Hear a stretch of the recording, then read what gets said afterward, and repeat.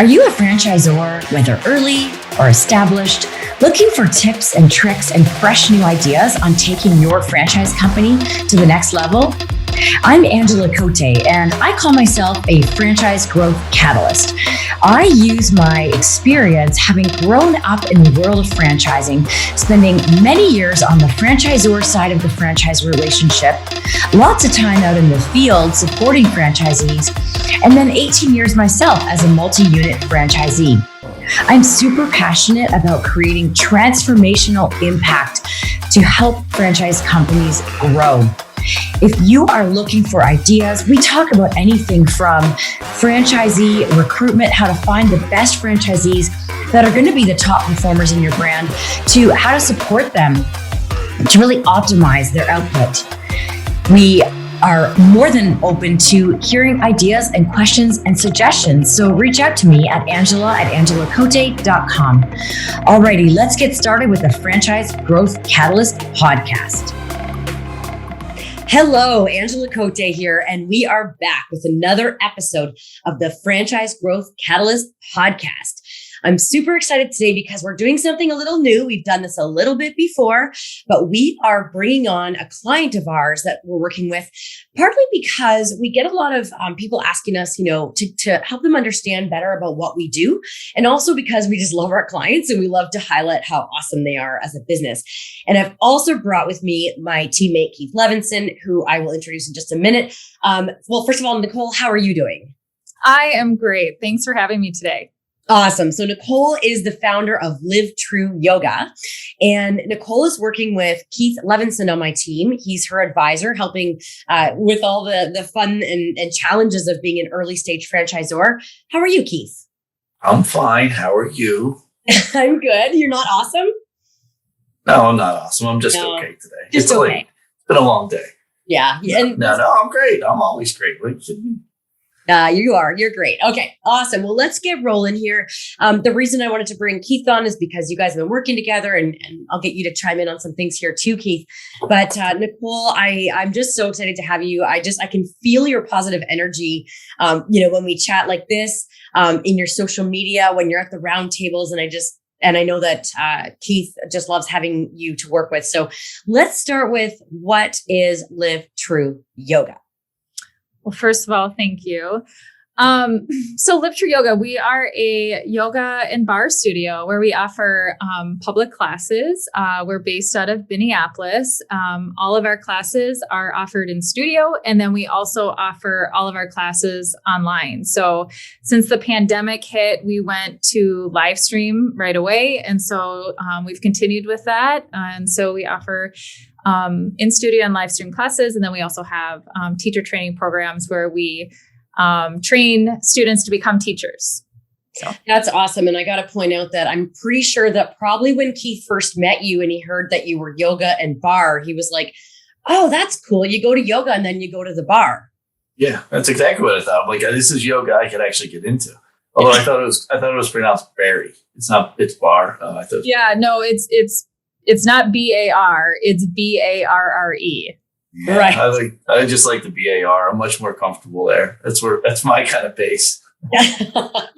But, one thing though, Nicole, when you talk about your teacher training though, you have different levels of certifications, don't you? Yeah, that's correct. We have a 200-hour training. So that's where a student wants to become a yoga teacher. So it's a 4-month program. It's pretty intensive. And so we train students on how to become yoga teachers. And then on top of it, I facilitate a 500-hour teacher training program where we help teachers become better teachers, because that's really important too. So yeah. That's awesome. So people can become a teacher through you and go work somewhere else if they want, or maybe come and work with you or become a franchisee of your business. That's right. So we're a certified yoga school, and we're certified with the state as well. So yeah, people can come and train with us, and then they can technically go teach wherever they want to teach yoga. It's actually really smart, because then they get in there, and then hopefully they're assuming they're a cultural fit, and then that's also kind of a way of recruiting them.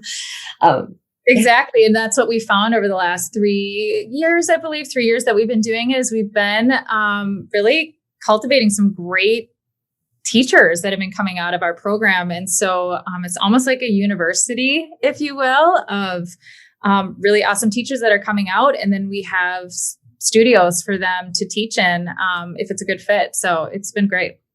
Very smart. Let's also just double click on the bar, because I've done bar fitness and I love it. And I think it feels like such a natural fit with yoga. Do you want to just explain to people that don't know what bar is? Just maybe a high level summary? Yeah. So bar, it's so different at many different studios, but our type of bar is just,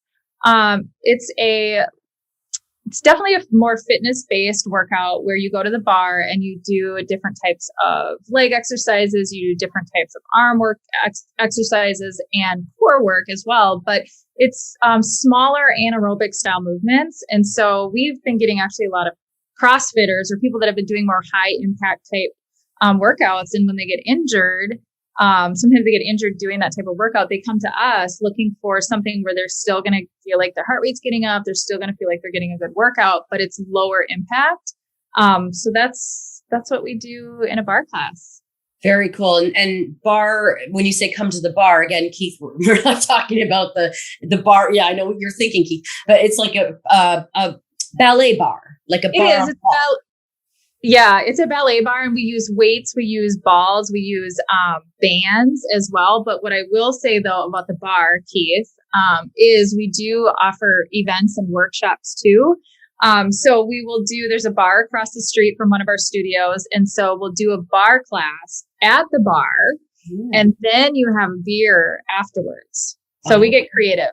I'm so into this. Now you're talking.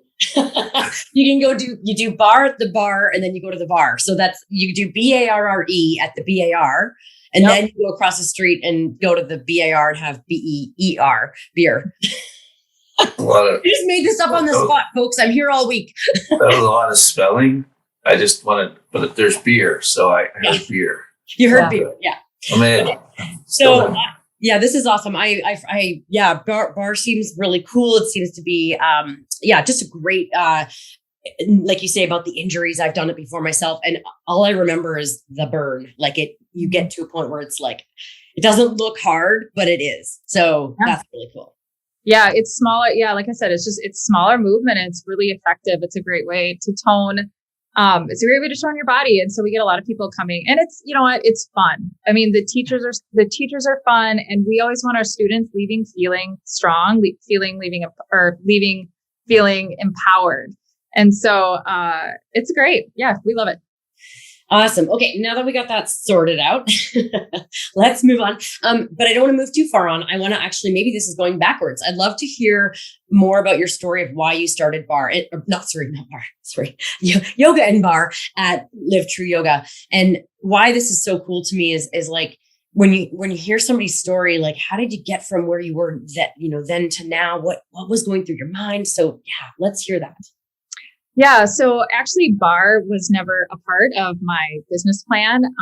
I became a certified yoga teacher. So a 200-hour certified yoga teacher about 10 years ago. But honestly, what turned me on to yoga isn't probably a typical story. Maybe it is, but when I was in my mid-20s, I was admitted into an eating disorder clinic. And a big part of my recovery was yoga.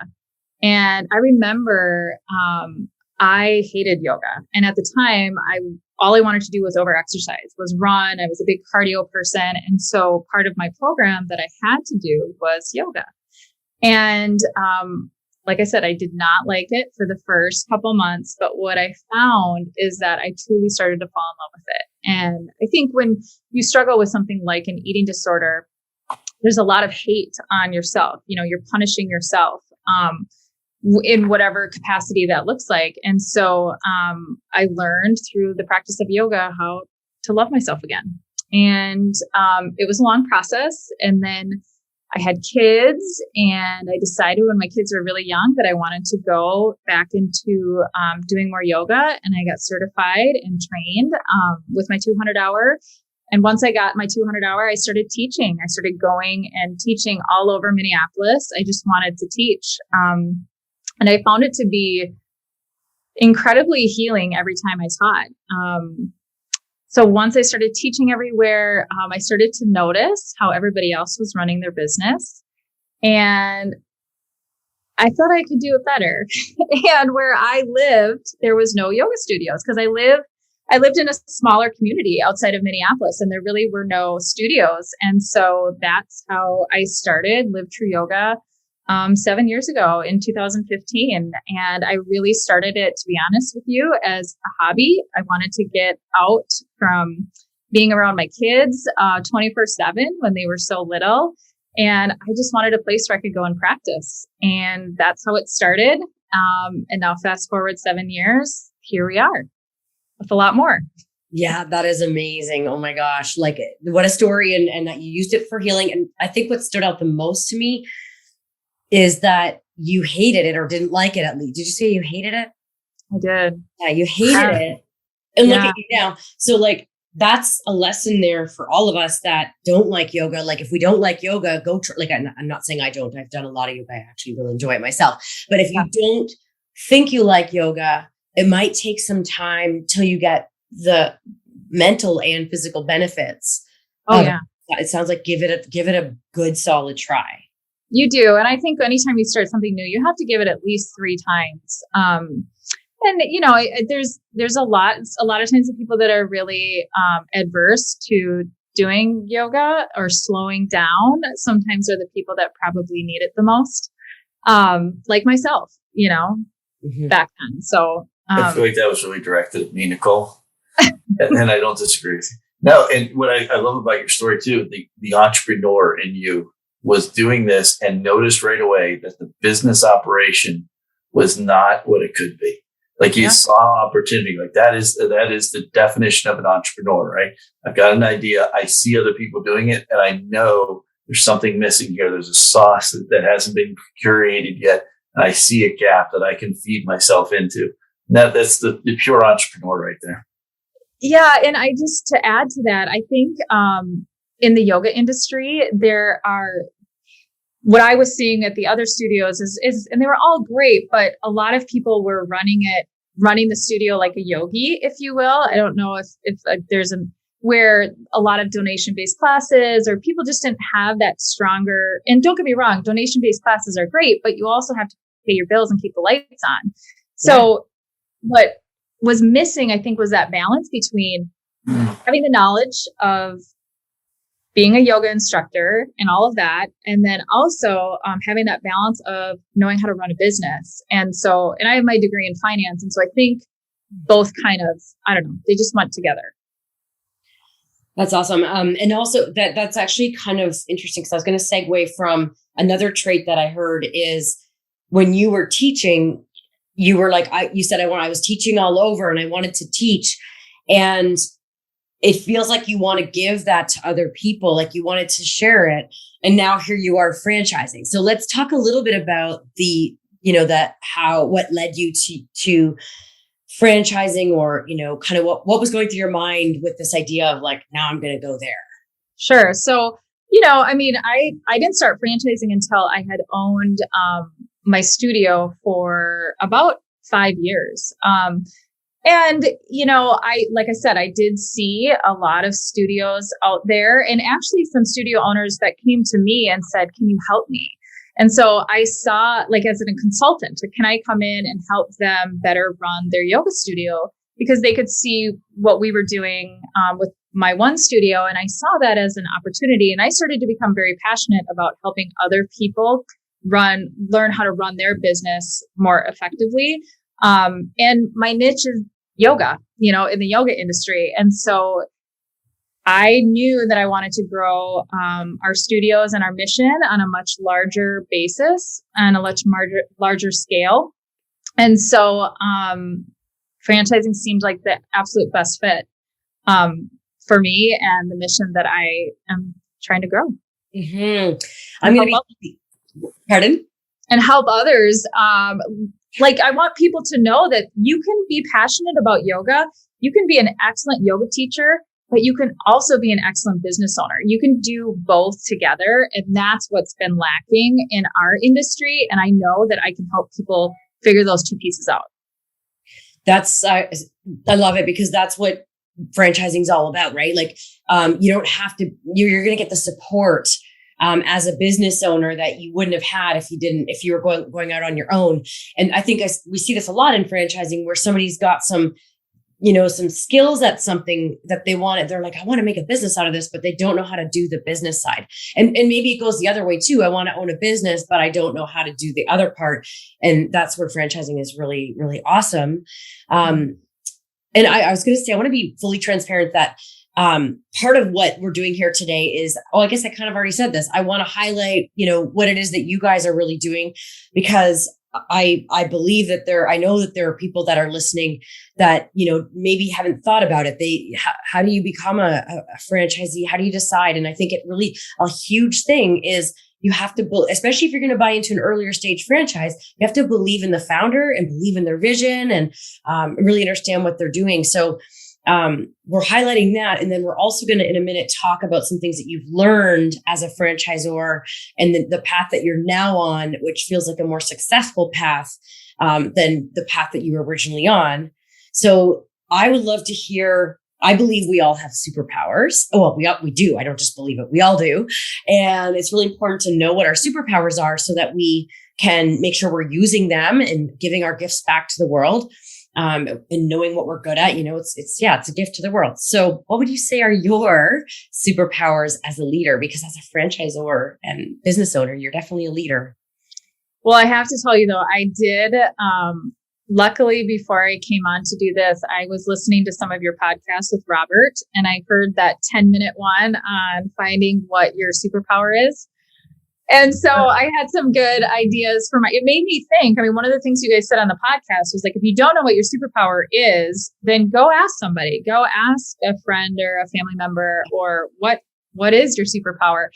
And I will say it made me think back to what I've heard just from close friends and people that I work with. And one of my superpowers, it's so weird talking about yourself. I know. Sorry, I put you on the spot. Is I'm forward thinking. I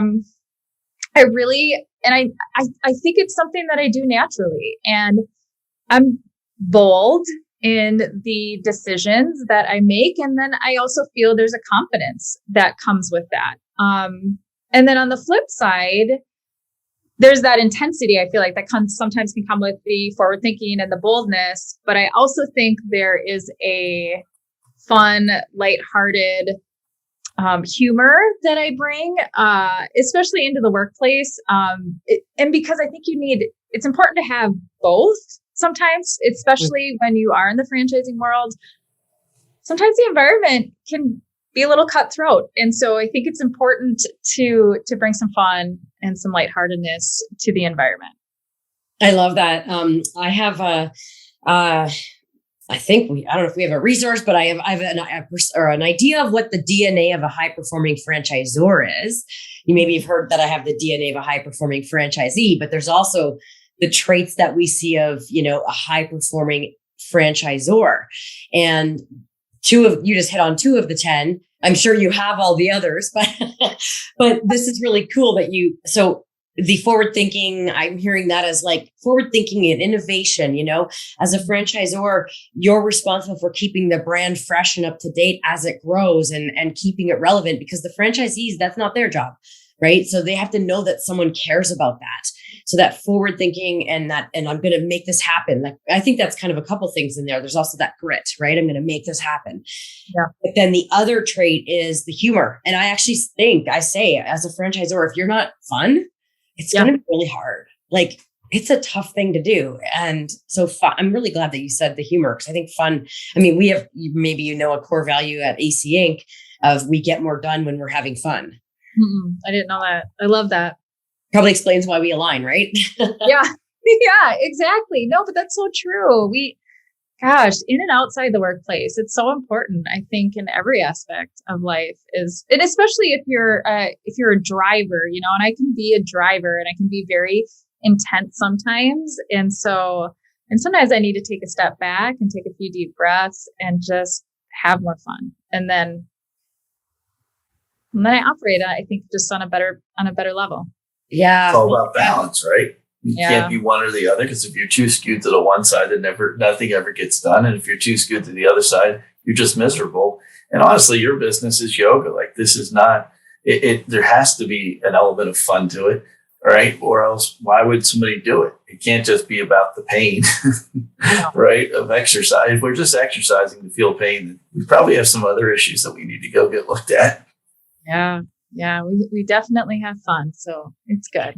So, and one of the things that's just coming to my mind here is I think it's sort of ingrained in me, because the business that my dad founded, we grew to almost 500 locations.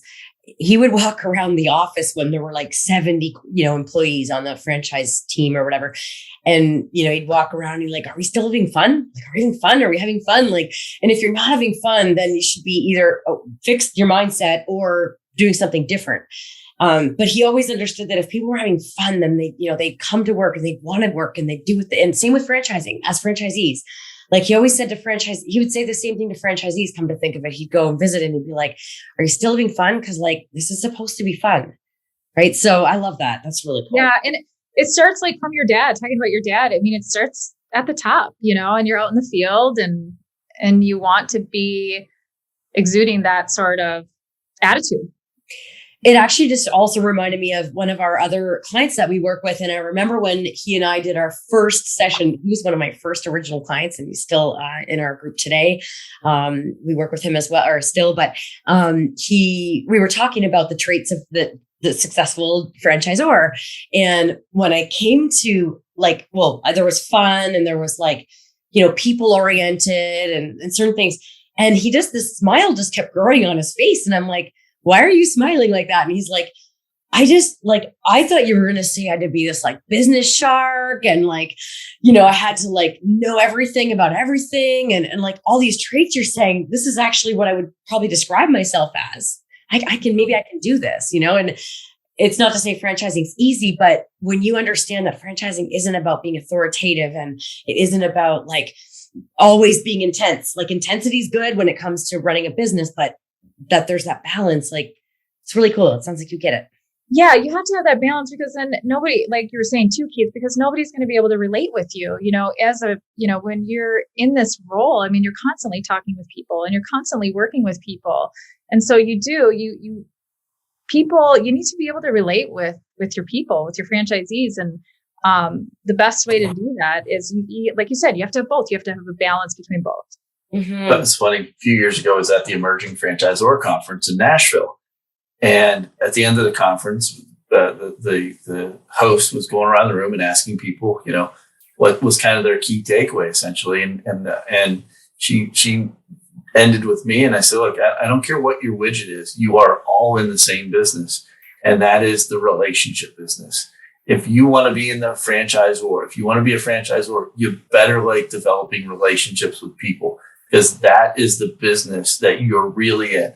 You don't care what your widget is. That is the core of what franchising is about. And being a franchisor, you better want to do that. If you wake up in the morning and you go, I don't want to have to talk to another person, this is probably not the industry or growth model for your business. It's just isn't. Very true.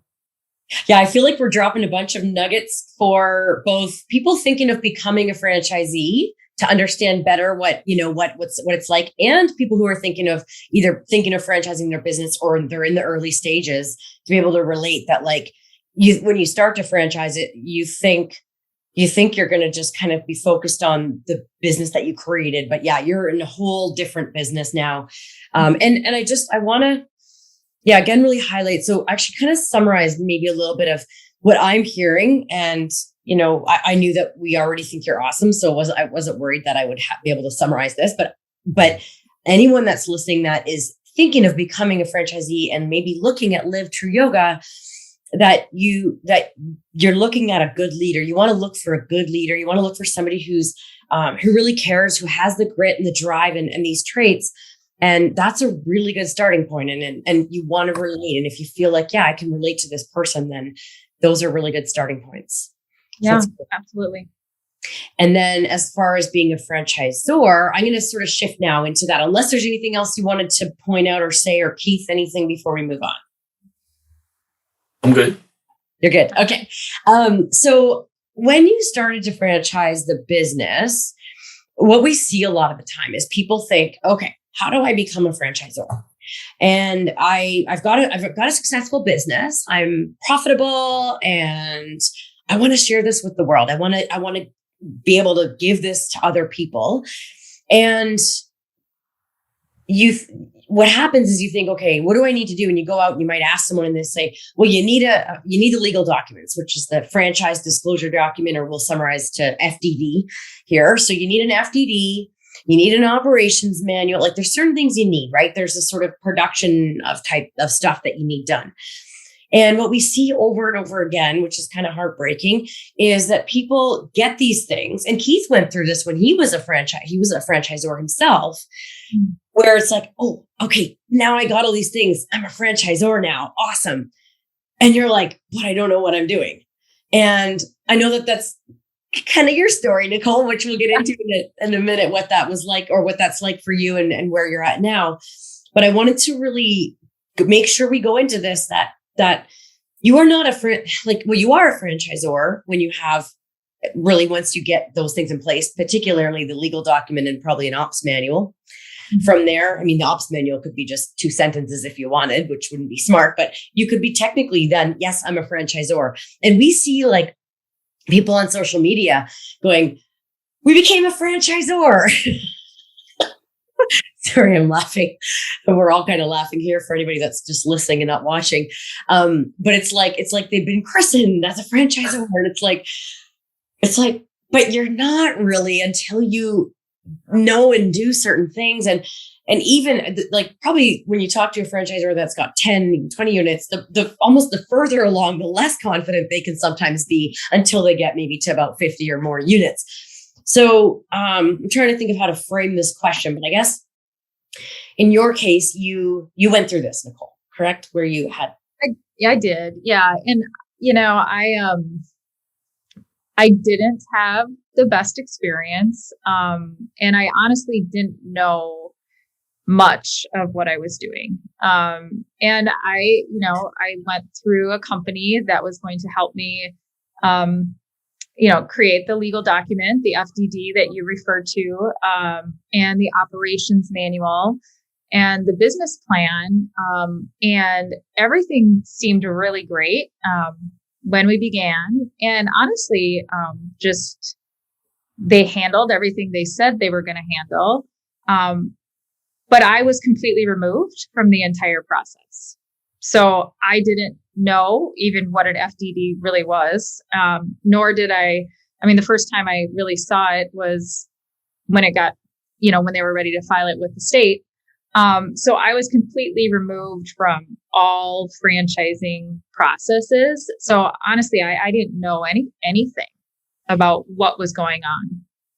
And I would imagine that for most people, you would look at that as a benefit. Like, oh, good, I don't have to, because I don't know what I think what happens a lot of the time, probably almost all the time, is people that have never, most people when they franchise have never done it. I mean, there's a few people that go on to franchise a second business, but you don't know what's good and what's right. So you should be able to count on the professionals. But at the end of the day, what Keith and I and our team believe is that it's probably better if you're more educated about what is going into that, especially a legal document, and why it's there. Like, it's not a templated approach. We do need to customize, and there are certain best practices that may be missed. And so if you could go back and understand what was going on, like what are you feeling right now as I'm saying this? Yeah. So you brought up the word template, like templated processes. So as I started going through, the process, it became very clear that there was a template of, the operations manual, then just kind of insert Live True Yoga here and there. And same with the business plan and the FDD. It became very clear that they were just templates that were used for every business.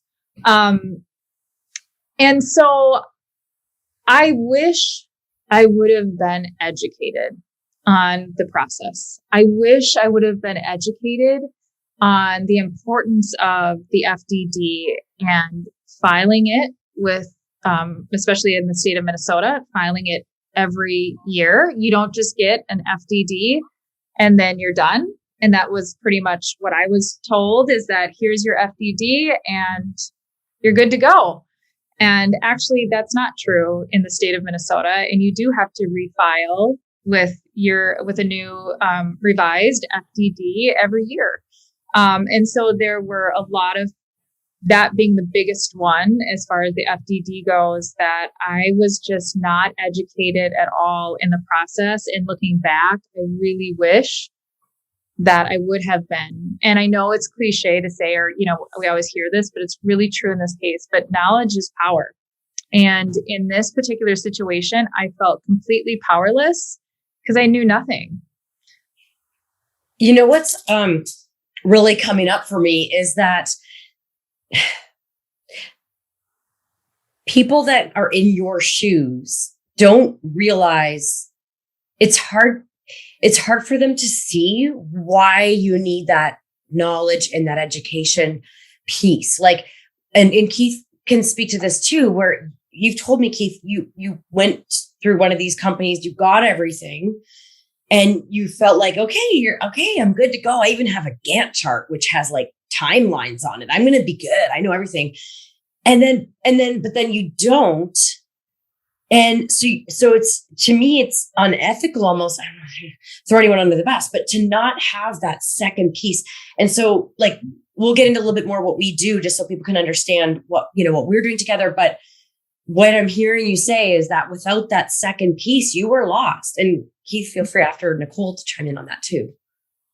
Yeah. I mean, I was completely lost. I had no real connections with who they were working with as far as the lawyer goes, who was even working on the FDD. And like I said, the word that keeps coming to mind that is just kind of it's not a good feeling to feel powerless, especially when you're starting something new, especially when franchising for the first time. This is, as a franchisor, this is the first time I had ever done anything. And so I didn't know anything really. And yeah, I wish I would have, like I said, been much more educated and almost had a team. Like I felt like I had a team, like somebody that I could connect with, that could help, that could guide me, almost like a coach through the process. And that was definitely not part of the process that I went through. Yeah, it's similar. My experience was a little different on the FDD side because of what the brand that I was working on was so super unique. The offering had to be, we had to be involved in the creation of the offering in the FDD.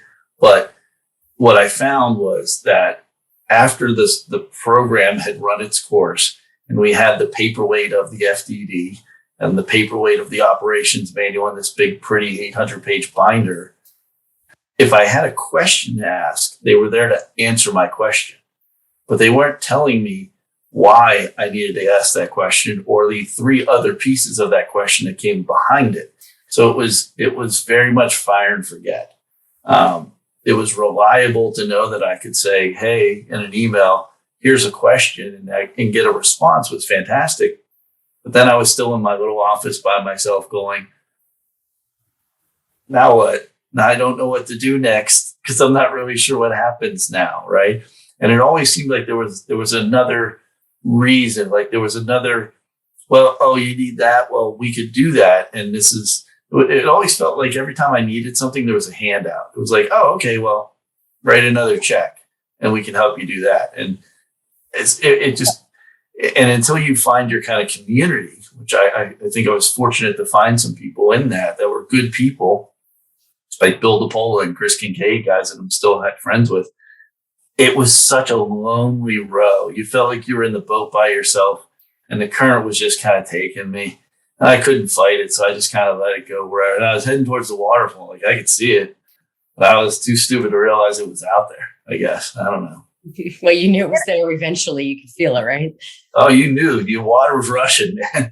You're heading towards it, right? And then you'd have these, and then luckily you meet, even meeting you, Angela, when I met you, that felt like the line, somebody was throwing a line to me from the shore, kind of pulling me in and saying, okay, there is somebody here that can help you and support you. But it's a lonely feeling in a lot of ways.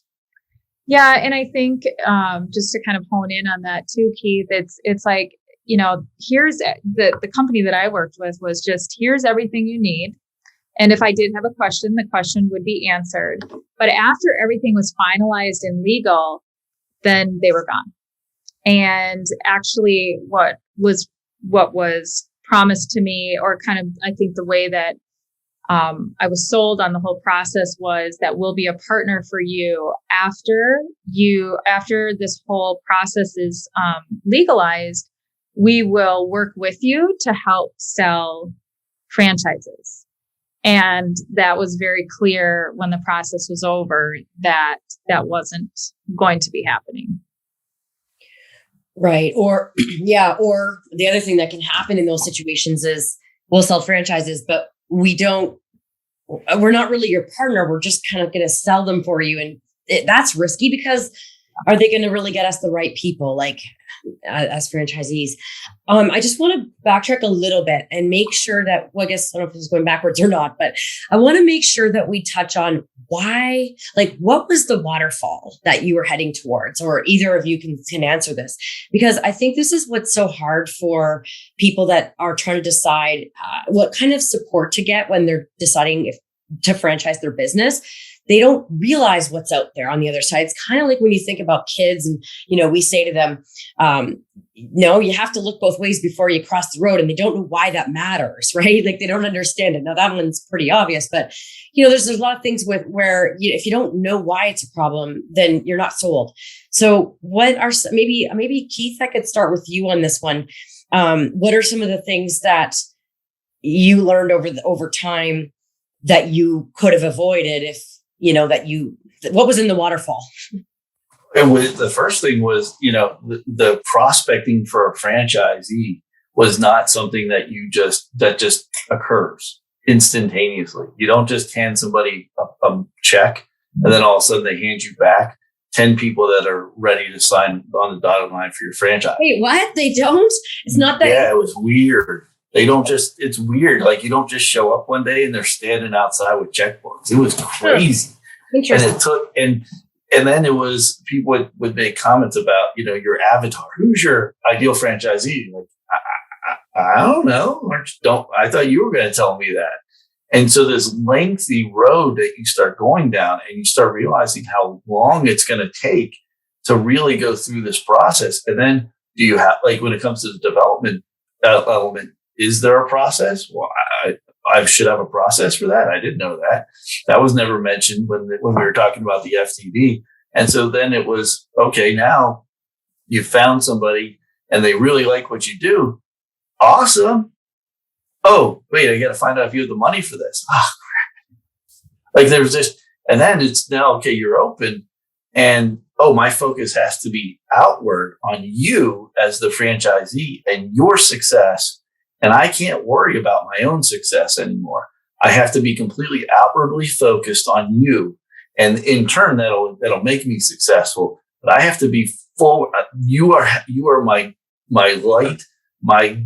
You are everything to me for right now, until the end of this agreement. And every other franchisee that I bring in has to be exactly the same way. And that has to be my focus instead of, okay, great, you're over there. Great, go open your business. I'm going to go over here and try to find 6 more of you. Oh, no, I can't do that.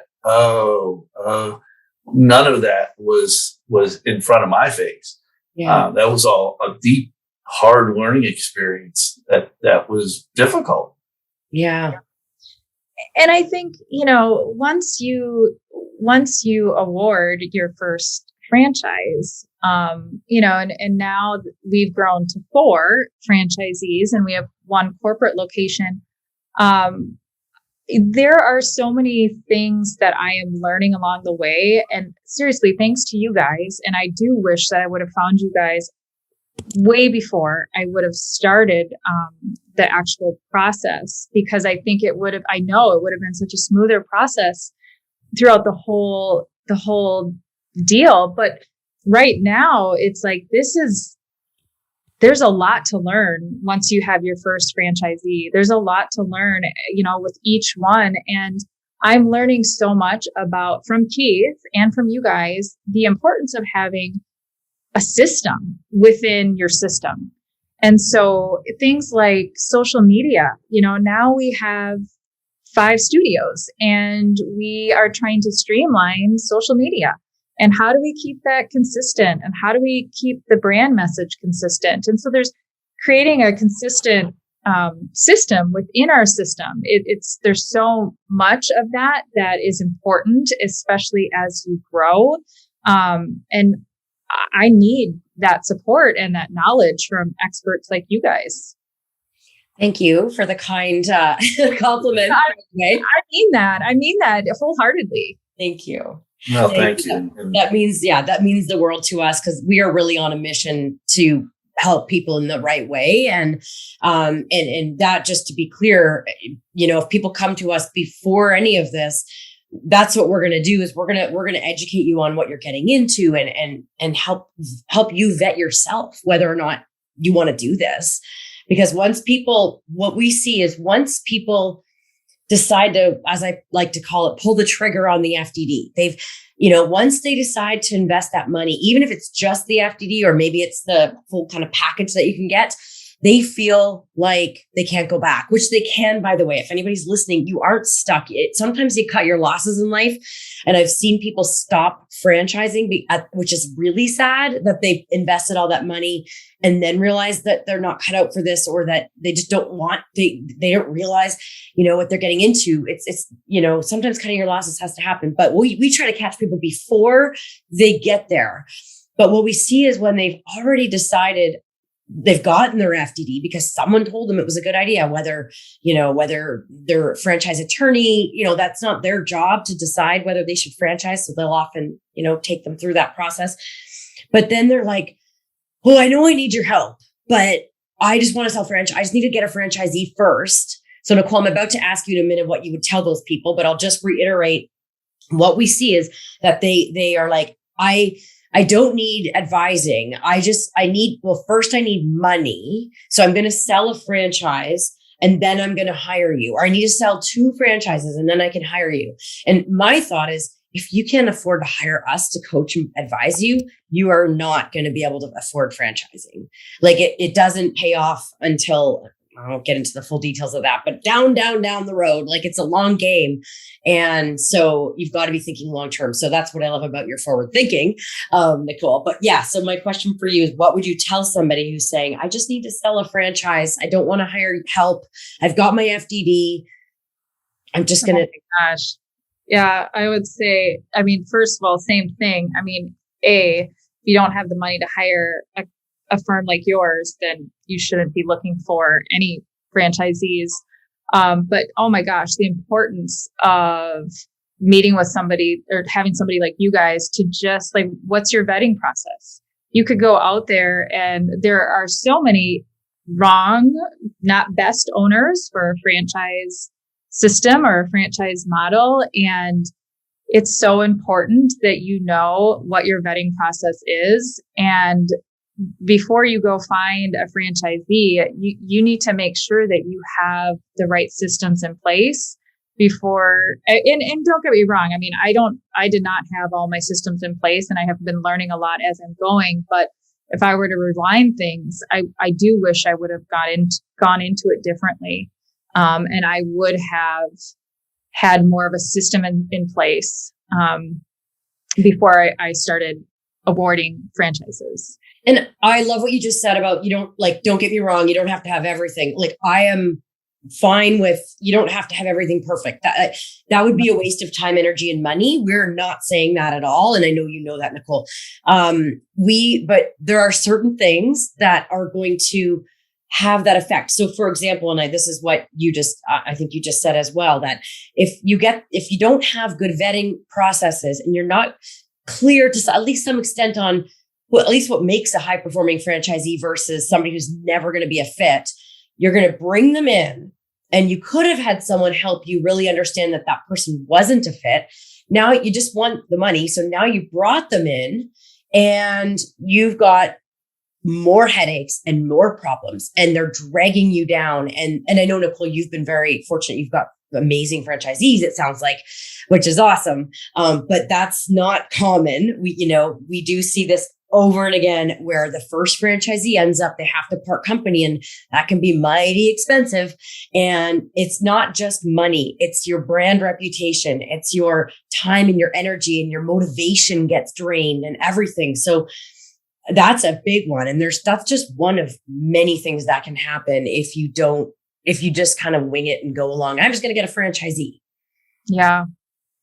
Yeah. I agree. 110%. Yeah. Okay. One last thing I want to touch on, and then we'll wrap here, is I guess I didn't ask you before we started talking about like myths, some of the myths that are out there. Maybe I'll pick on Keith for this one, because I know one a pathway that you went down when you were on the franchisor side, of ways to get franchisees. What are some of the myths that you got sucked into in terms of like how to find franchisees or anything? Keith. Me? Me? Oh, sorry. I was like, I wasn't sure if you were, my fault. You're like, it's almost happy hour, Ange. We really need to wrap. Oh, no. Penguin game doesn't start for another hour. It's fine. Puck doesn't drop till 7. Okay. Crosby's getting his 500s tonight, so I got to go. Anyways, what was the question? What are some of the myths that you got maybe sucked into or hear out there that people say to early stage franchisors on how to get franchisees? Because we do it different at AC Inc. Yeah, it was all about the $10,000 to $12,000 per award. I could beat my head. It's gonna take this many. It's gonna take 100 leads to get one. It's 10 to. And that I didn't find that to be true in my situation at all. I began to track it from the early onset of how many leads I had and then how many we awarded. And we were at a ratio of about 1 to 43. It wasn't it was 1 to 43. So that's how many leads we were processing to do an award. And that award was big. It was $2 million plus. And we weren't spending $10,000 per award. We were spending a lot less than that. We really drove an organic campaign. We had a really dynamic visual product, so it played very well on social media platforms. But that didn't mean that the content we were creating didn't apply to no matter who you were. Right? It was all about a foundation of content that people could find once they heard about us, and we in-housed it. I did it. I did our development as a COO, and because I knew the product better than anybody else. And even when we did outsource it, we did begin to outsource it kind of towards the end of my tenure there. And they were great at what they did, but they didn't have the passion that I had. And so there was, and that worked okay. And I think had we had more time to develop that, it would have been better. But yeah, it was really that 100 leads for one award, the $10,000 to $12,000, which I just want to.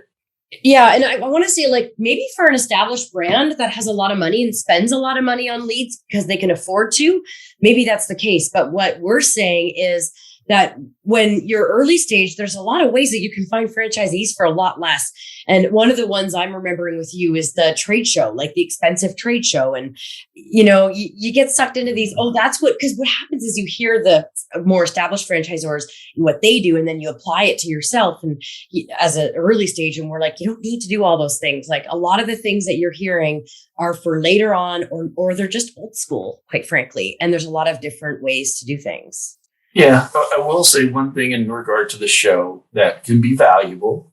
You have to go with a mindset that you're not going to get an award from the mind. Especially if you're an emerging brand, it must be about brand awareness as much as anything to the industry.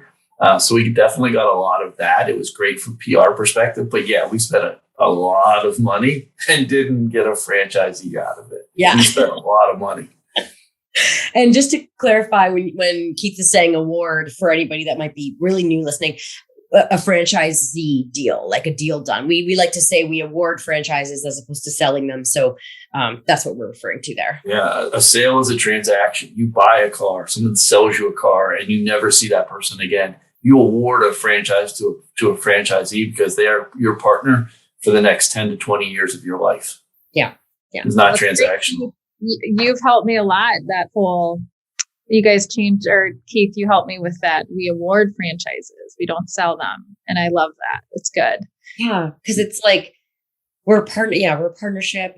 But Nicole, just before we wrap, any thoughts on what I asked asked Keith about the myths or whatever that, you get sucked into thinking at the early stages that really people should know aren't true necessarily. Yeah. And I think I just want to piggyback on that. I think as a new franchisor, you start getting inundated with